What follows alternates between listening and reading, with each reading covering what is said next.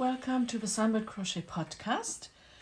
My name is Claudia and today we are going to start our crochet colorwork sweater, and we're going to translate one of these 4 patterns, which are all knitting patterns and they're all free downloads, into a crochet sweater. I've started a new topic in the Sunbird Crochet group on Ravelry. These 4 are linked and I might add a couple more. Of course, you could choose the pattern of your choice, maybe one which you always wanted to make, but you are a crocheter and not a knitter yet, and you just want to do it in crochet. I'm going to try my best to explain how I'm making my crochet sweaters using knit charts. I'm translating knit charts into, or I'm not really translating, but I'm using the knit charts and I'm making them in crochet. So first we're going to have fun by picking our pattern, and then we're going to have fun picking our colors, and then I'm going to tell you how to start with your yoke. You have to pick a pattern, a knitting pattern, which is constructed top down, and it should have the possibility to add more stitches when you need them in between. So sections of color work instead of one full motif on your whole sweater. So for that reason, I've placed these into an order which I think might be helpful for you to find out which you would like to make. So at first, the easiest, in my opinion, is this repetitive pattern. It's not necessarily the most fun, but you will be able to use up lots of your leftover yarns for this project, so this might be attractive for you. Then we've got the PhD candidate, which I always wanted to make, haven't done yet so far. So here you see it has different patterns in between, different sections. There you could add more stitches, and you could also add more stitches here and there, and yeah, so that would be a very good pattern for your first color work in crochet. Then we've got this pattern from Yerbo. It's a beautiful cardigan, but you don't have to make a cardigan either. You can use the chart for a sweater, and here you can see what the pattern looks like. It's leaves, roses, and leaves, more leaves. So this is a very romantic pattern.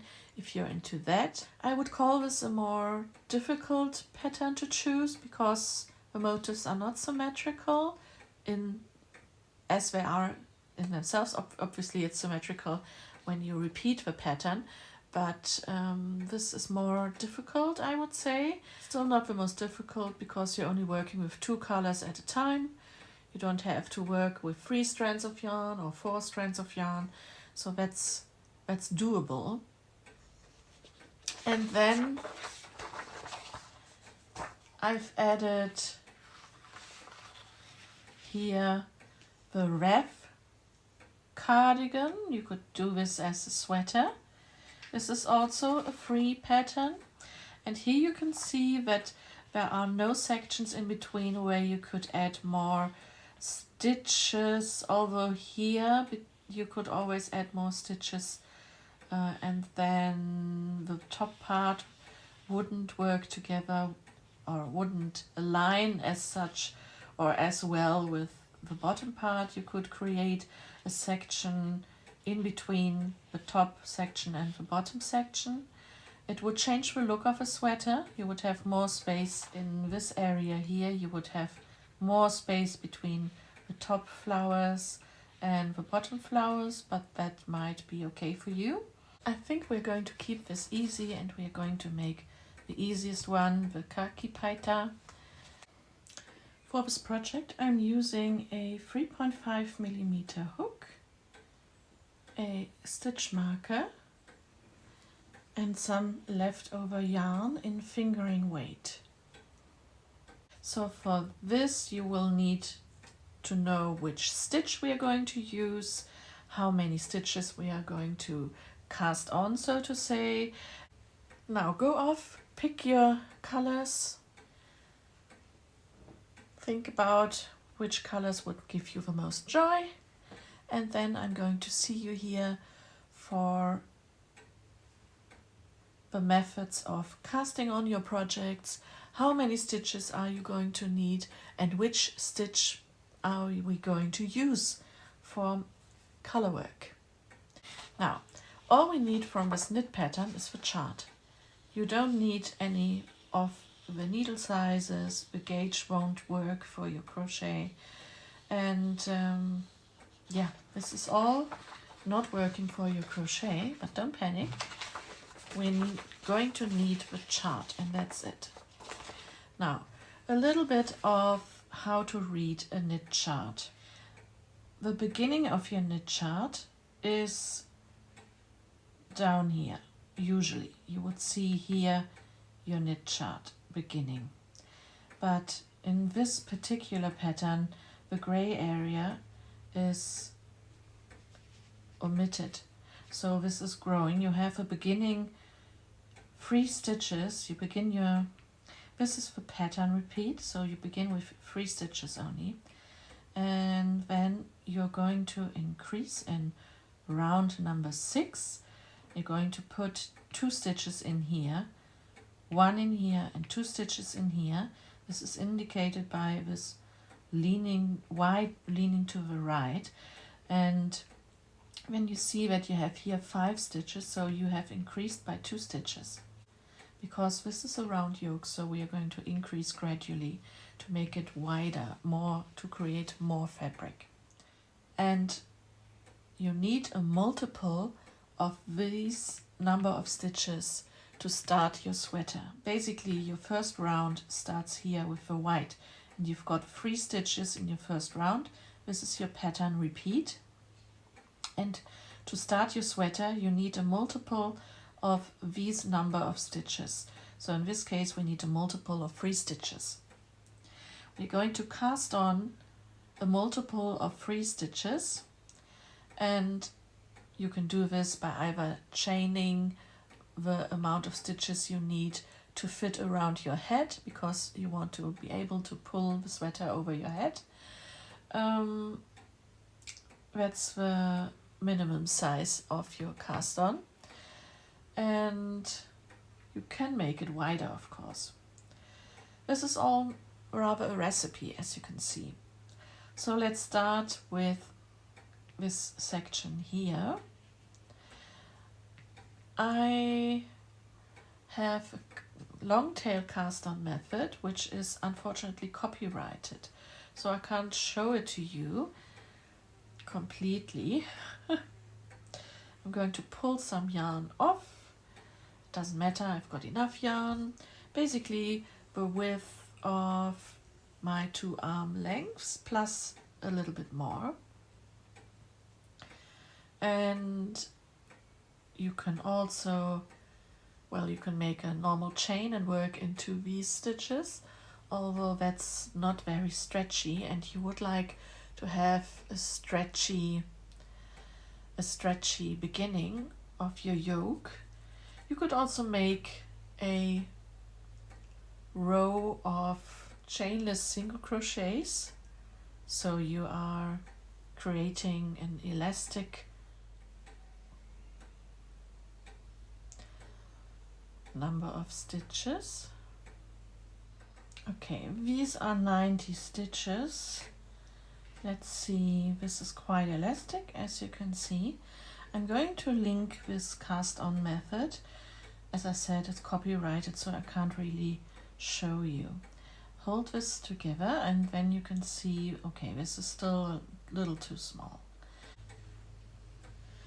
I'm going to cast on a couple more and then I will tell you a final number.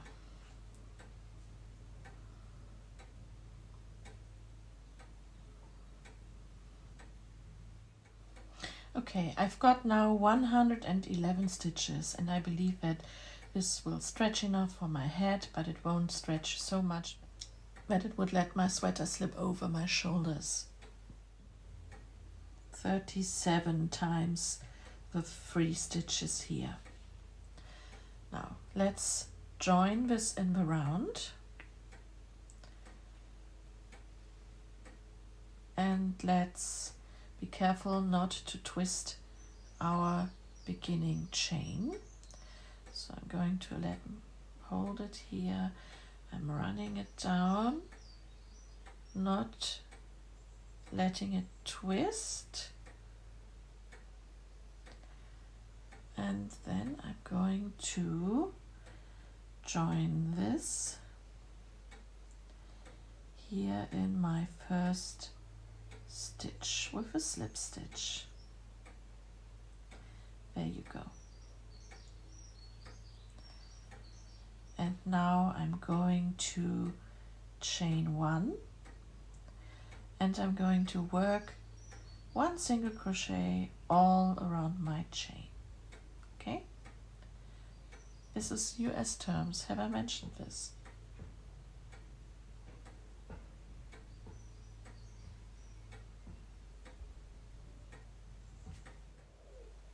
And 111.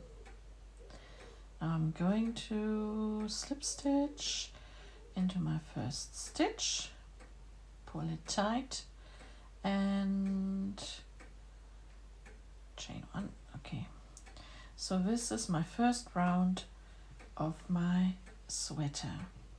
Not much yet, eh? So now, while I was crocheting away on my first round, I thought about how to shape the back of a neck. I could just do it with going back and like making single crochets to here. You see, this is the front of a sweater, this is going to be the back of a sweater. So I could crochet here, single crochet, and I would turn it around and I would crochet into that direction, and then I would turn it around and I would crochet back in that direction, adding a few more stitches or crocheting more stitches of the chain, and so back and forth, back and forth, back and forth. So this fabric would grow while this stays the same. So this is one way how to shape the neck. I could also just add longer stitches, so higher stitches here, like a double crochet or a half double crochet here for a couple of rounds, while I'm only doing single crochet in the front. This would rise here my fabric as well, so creating more fabric in the back than in the front. You see, this is not very scientific. Let's start with 10 half double crochets and then a round of single crochets and 10 half double crochets in the last 10 before I slip stitch back into my first stitch. Let's do that.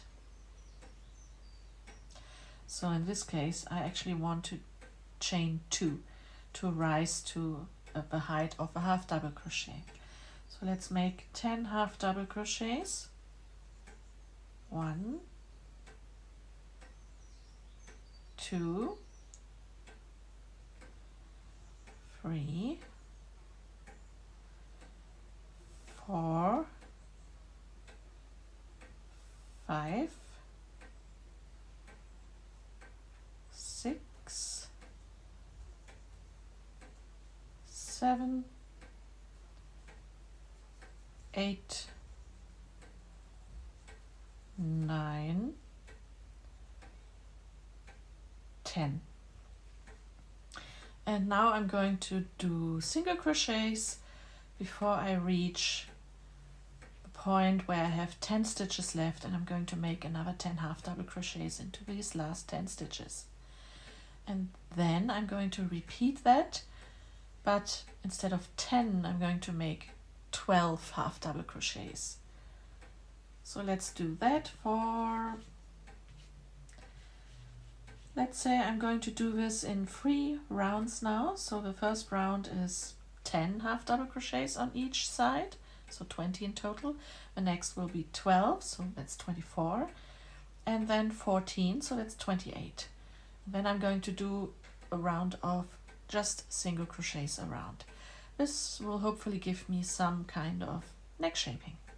Okay, I am now at the stage where I need to increase here. We've made less rounds here, but that doesn't matter really.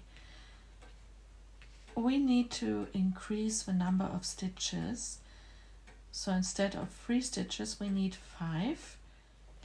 So I would do 2, 1, 2, 2, 1, 2, 2, 1, 2, 2, 1, 2, 2, 1, 2, etc., etc. And I will do this for another round, but just for a moment here, I would like to show you the difference between the height of my back fabric and the height of my front fabric. It's not that much, but it just gives enough space for a bit of neck shaping.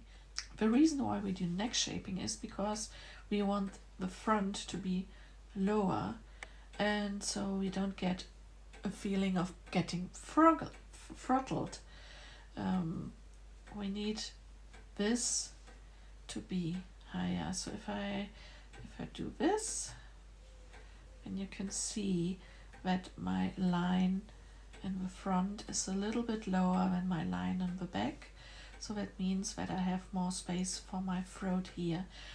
I should add more neck spacing, but for this project I'm fine with it. And yeah, what I might do is to thread this through my first stitch so that it's out of the way and I could work in my strand of yarn, but maybe I'm not that bothered right now, and it also gives me an indicator where my round is ending and beginning and ending. So now, as I said, we're going to do 2 stitches, so an increase, 1 stitch and another 2 stitches into the next stitch, so an increase. Let's do this together. 2 stitches, 1, 2, so it's 2, 2, 1, 2, 2, 1, 2, 2, 1, and at the end we probably have to do another 2. So I'll see you at the end of the round. Okay, we are now at the stage where I have increased for the color work. And what we do want from the fabric in the next rounds is that it's going to lie flat on the table without making waves or without puckering up. Okay, so this is our goal until our fabric reaches the beginning of our shoulder area. Now, let's have a look at our stitches. So we've got a repeat of 5 stitches now, and we're going to make main color, contrast color, main color, contrast color, main color. Okay? If you do the round and you find yourself out of a stitch at the end, just snug in another one or decrease by 1. It's not, there is no color work police, so just do yourself a favor, don't rip it out. Now, which stitch are we going to use for the color work? Let me show you 2 examples. The first example here is done with an extended single crochet, and an extended single crochet is slanting just a little bit to the side, not too much. What you need for a colorwork crochet sweater pattern is a stitch which sits on top of each other. Like the stitch in the next row is on top of a stitch of the previous row. Otherwise your colorwork would slant to the side. Because in crochet, the stitch here, if I would make here another stitch, okay, I would work here, this is my stitch, it's a little V, and I would not be on top, but a little bit to the right of it, okay? But what you need is a stitch which goes right on top of it so that you can create a nice pattern. You can do an extended single crochet as I have done here. This is the Alyak sweater by Nomad Stitches, and she has it all explained on her YouTube channel how the extended single crochet stitch works. This is a colorwork chart which was made for a crochet sweater. So what I prefer doing is using another stitch which works for a knit chart. And an example for this is this cowl which I've made before. This is actually a knit chart from the PhD candidate sweater. I've added this pattern to the suggested pattern lists in my Ravelry group. So you see, this is a very neat stitch. This is called the waistcoat stitch, also called the center single crochet, and probably there are other names for it as well. But let me show you how this crochet stitch is done. We do chain 1 to raise the stitch, and then here, there, you've got your crochet, single crochet stitch. It's defined by a little V. And what you have to do is, you have to go with, this is your hook, and the hook has a nose tip and this little hook part, which is the lip, I believe. So you have to go into the stitch, not like front, but sideways. You have to pull this right thread of your V a little bit to the right so that you then can go through the stitch. Okay? And then you work a single crochet. So let's do this again, this time with a thread. So I'm holding with my 2 fingers the fabric. I'm taking the hook, I'm going with the lip into the stitch, pull it to the right side, poke through, I yarn over. This is important, don't yarn under, yarn over, pull up your loop, but high enough so that you can work into this V, into the next V again. This should be above your fabric line. And then you finish off as a normal single crochet. There you go, you've done a first waistcoat stitch.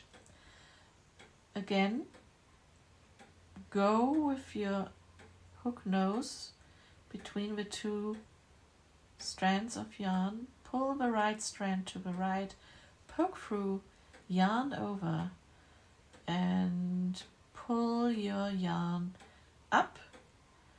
Make a very loose stitch, so to say, because you want to be able to work into it again. There you go, another stitch. Now this is a pure waistcoat stitch. We don't have the color work yet, which we want to make. This is just the stitch which we're going to use.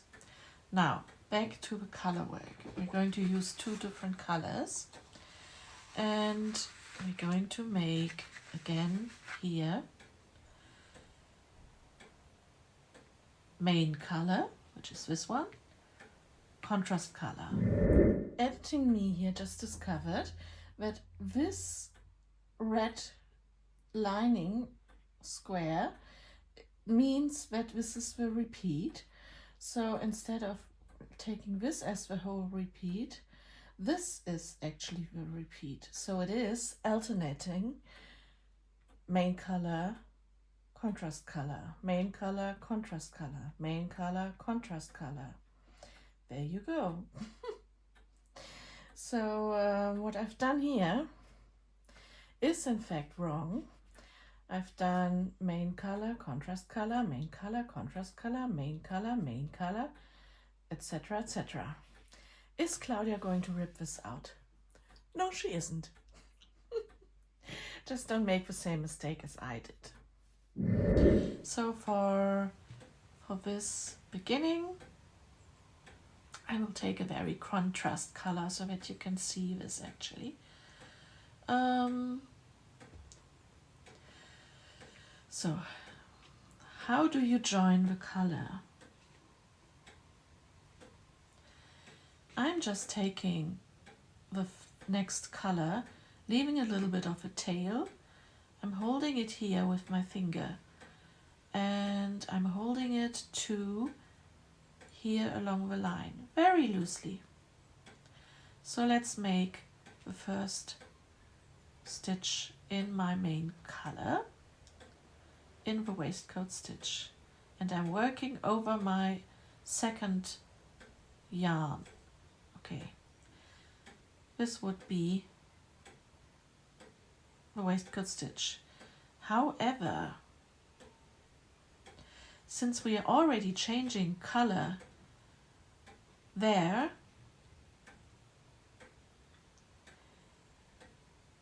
and we are always changing the color at the last pull through, what I have to do is to let go of my main color. I'm going to put it to the front actually.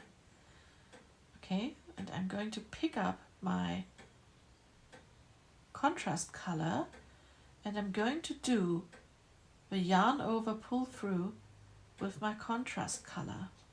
There. Okay, now let's do the next stitch. I have to do another color change here again. So I'm going in with the nose of my hook right there. I'm going to pull up a loop. I'm going to drop this, and I'm going to pick up my main color again for the last yarn over and pull through. Now this is very loose, but I can very gently pull here a little and to make it a normal size stitch again. Okay, now we have to change color again. We go in here, we yarn over, pull up a loop high enough. I'm going to put my main color to the front. I'm picking up my contrast color. I'm going to do the yarn over pull through here again. Okay, very easy once you've got the hang of it. So we would continue following chart number 1, and I would suggest that you're going to do, if you do the same chart, that you're going to do up to here, okay, where you stop with the color work, and then number 11 would be another increase round, but just with one color here, you see.